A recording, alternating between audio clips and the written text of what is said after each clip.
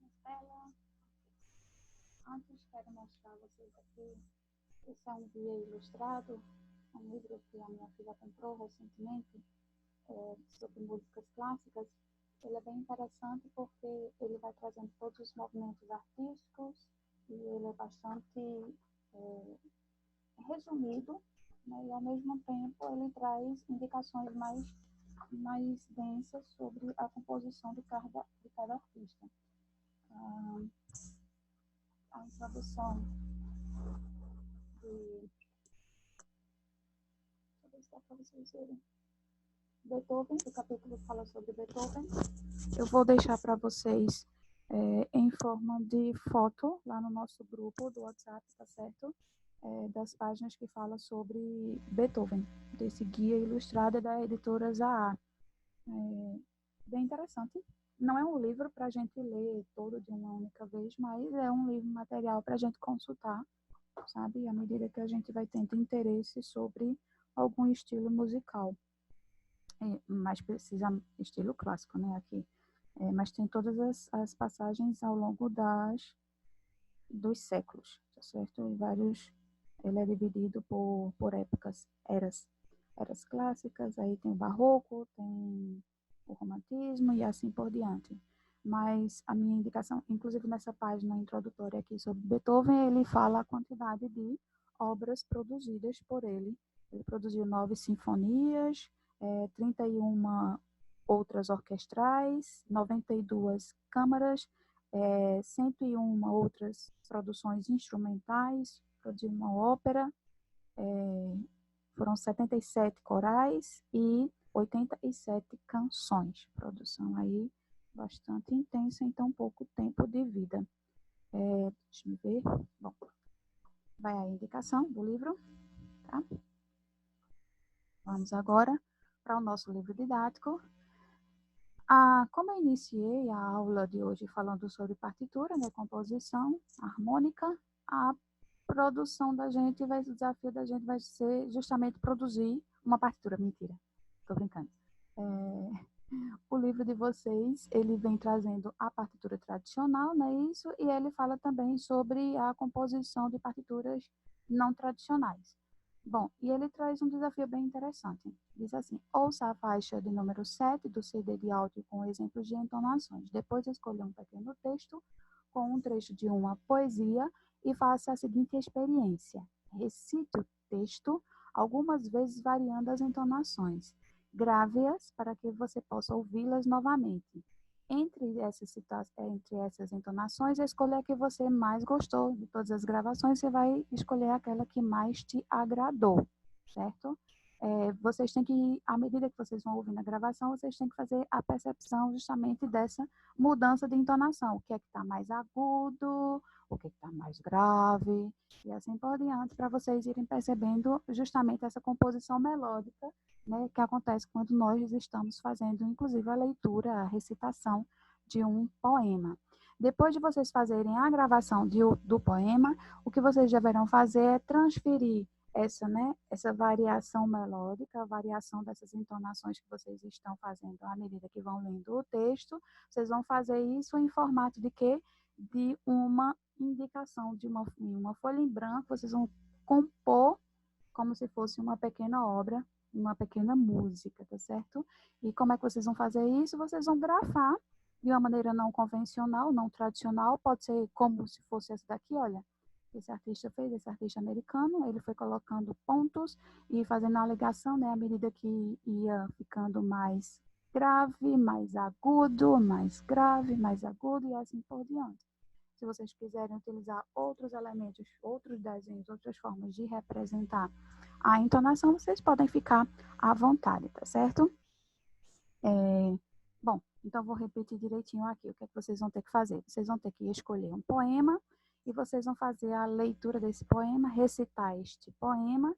À medida que vocês forem recitando, vocês vão dando ênfase na leitura, né, à entonação. E quando vocês perceberem que está subindo, na hora de vocês colocarem no papel a leitura de vocês em forma de notação musical, vocês vão subindo o desenho, vocês vão descendo o desenho e assim por diante. eu escolhi, para exemplificar esse trabalho de hoje, um trecho. Eu fiquei pensando qual poema eu deveria escolher para poder representar um pouco do que nós estamos experienciando com o estudo do Beethoven. Bom, nesse momento eu pensei que nada mais interessante do que fazer uma leitura ou uma citação aqui de um trecho de um dos livros mais conhecidos, né, mais reeditados, mais traduzidos do mundo, que é justamente o Diário de Anne Frank. Nesse Diário de Anne Frank, e por que Anne Frank nesse momento? Porque achei que você estava intimamente ligado às nossas experiências, né, de reclusão, do momento de pensar quem somos e o que estamos experienciando, o que estamos vivendo, nesse momento que não podemos sair de nossas casas, dos nossos lares. Assim como Anne Frank, obviamente, com uma outra experiência, né?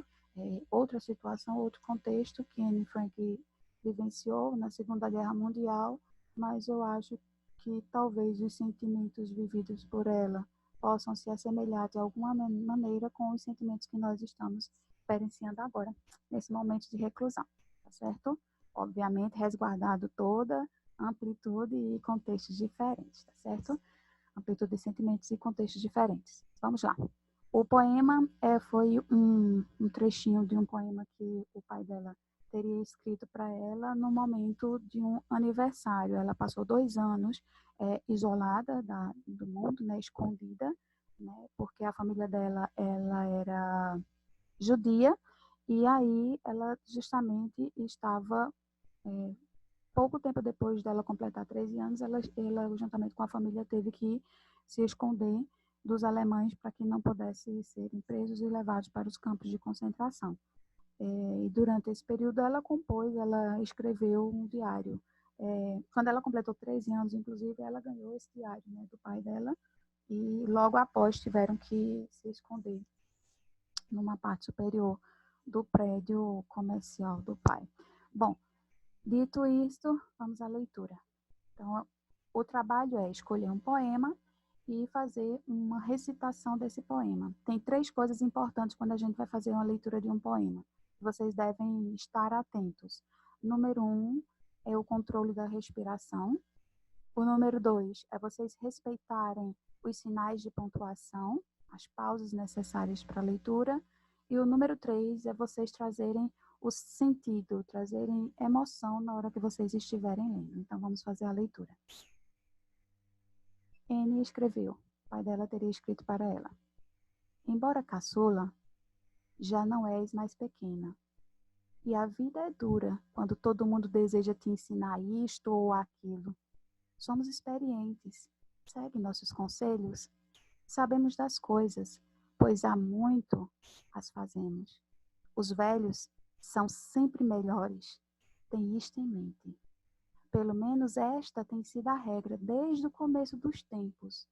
Nossas faltas são pequenas demais. Isto torna fácil criticar as faltas dos outros, que são sempre o dobro das nossas. Aceita, por favor, a nós, teus pais, que tentamos julgar-te com justiça e bondade. Receba as correções mesmo contra a vontade, como se engolisses uma pílula amarga, necessária para te dar a paz.